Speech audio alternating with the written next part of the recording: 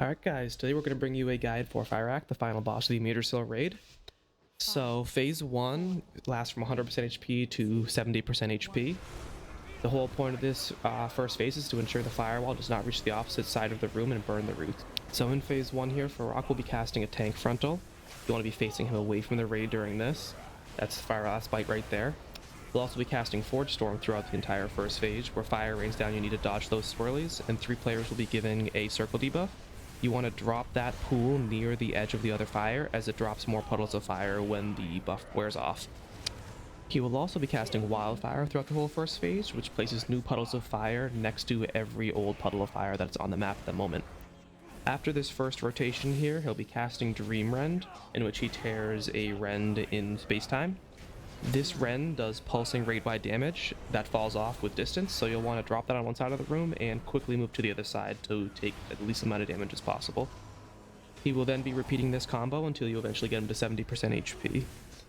Some strategy here, you'll want to be dropping the fire pools towards the middle of the room as opposed to the edges, as that gives you more room before it reaches the roots. If you're placing all of your puddles on the very edge of the map, like where he is now, you'll reach those roots a lot faster, so try to have people dropping them towards the middle of the room, as you can see right here as we do. After this, just keep burning him to 70%, and then you'll quickly transition him into phase 2.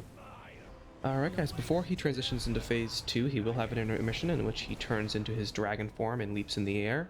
When he lands, he'll be knocking all players back, and he will be casting a frontal directed at the tree, so you want to ideally not be knocked up in front of the tree.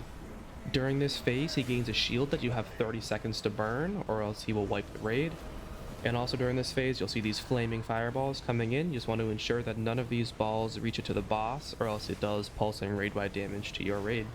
You'll want to ensure players save some form of CD towards the end of phase 1 in order to burn this shield down before the 30-second timer is over. Once that shield is finally burned down, he transitions into phase 2. During this phase, he will transform back into his humanoid form, and there will be adds that need to be both killed and healed throughout this phase. The Heart of Amirdrassil will constantly be losing health in this phase. In order to keep it alive, a pack of Spirit of Kaldarai will spawn. Your healers need to heal these up as soon as possible, as once they reach the heart, they'll transfer all their remaining HP to the heart. When they get to max HP, they get a shield that reduces their damage taken by 99%, so you want to heal them up quickly, so that they get the shield and can walk in with full HP. Fyrakk, when he casts Greater Firestorm in this phase, will now also spawn 2 big adds. These are 2 Infernals that will do pulsing raid-wide damage to the raid the entire time they're alive. You are going to want to prioritize killing these Infernals as fast as possible, as this raid-wide damage stacks up very quickly. After these Infernals respawn, Fyrakk will also be breathing fire down the middle of the map. That's that shadowed line in the middle of the map right now. You just don't want to be in that, and you don't want to get burnt to a crisp by him. After he casts his Fire Breath, he summons all of these Screaming Souls. They will be casting a pulsing raid-wide damage. You'll want to kick those, grip those together if you have Death Knights, and cleave them down as quickly as possible to minimize the raid-wide damage going out in this phase. After Fyrakk breathes fire, he comes back and lands with Flamefall. Just a tip, don't be in that big swirly when he lands. He'll then hop back to your tank. You'll want to finish off the rest of these adds quickly so you can start doing prio damage to Fyrakk again. He'll then repeat this for the rest of the phase. You really want to have your healers prioritizing healing up those adds as soon as possible so they can get over to the heart and heal it up, as well as doing priority damage to all of the adds that are spawning during this phase to ensure the raid-wide taking damage doesn't overwhelm your healers while they're trying to do their job on the spirits. After a few minutes, Fyrakk will then transition into phase 3. Alright, to begin phase 3, Fyrakk will again assume his incarnate dragon form. This time there is no intermission burn phase. He will jump up and land, knock everyone up again. You'll want to lust at the beginning of this phase, as this is the burn phase of the fight.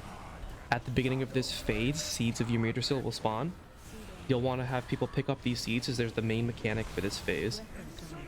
Anyone with seeds cannot be hit with any fire abilities, or it will destroy the seed. You'll not be able to use it for the rest of the fight. So make sure whoever picks up the seeds will be dodging mechanics. If you do get a mechanic on you, you can press your extra action button to drop your seed, run out, drop the fire mechanic, and then run back and pick up the seed again. Throughout the phase, he'll be calling down meteors on people, which spawns swirling fire tornadoes, as well as his Shadow Frame Frontal Breath. Apocalypse Roar is the seed mechanic of this fight. When this winds up, you'll want to bloom one of your seeds and everyone stands in it. The seed will absorb the damage as well as stop the knockback on you. You'll then be repeating this dance for your remaining seeds until the boss is dead. This is why it's very important to keep as many seeds alive as possible, depending on your group's DPS, as you could have a number of Apocalypse Roars go out, and if you run out of seeds, it will most likely wipe your raid. Some strategy during this phase that we talked about a little bit earlier is if you are targeted with a mechanic when you have a seed, press your extra action button, you can drop that seed, run the mechanic out, and then come back and pick up your seed again, instead of just sacrificing the seed to the mechanic. Again, here's a second Apocalypse Roar. We have a priority set up, so the next person drops their seed, and the rest of the raid is now safe. So again, as a seed holder, you're going to want to be dodging all of the fire mechanics, or else it will burn your seed up. You're going to want to be dodging those flaming tornadoes. You're going to want to dodging his shadow flame breath. The fire swirlies that occasionally rain down from the sky, you'll be dodging those. As you can see behind my character right now, someone got targeted with Eternal Firestorm. If that was me getting targeted with it with a seed, you would drop your seed, run out, and then pick your seed back up. Those are what also spawn the swirling firestorms. Early in the season, your DPS might not be up to par. You may miss some mechanics and may run out of seeds for this last roar. I popped every defensive I had. My paladin used spell warding on me. Use any immunities you possibly can to try to survive that last roar. And you can DPS him down in the end. It's not a guaranteed raid wipe on normal difficulty. As the boss is finished off, now it's a good time to mention the heroic mechanic Blaze, in which one player gets targeted with a debuff.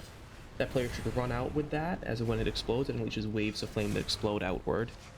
We don't have any footage of that at the moment, but we'll get that up when we can. And with that, you've killed Fyrakk.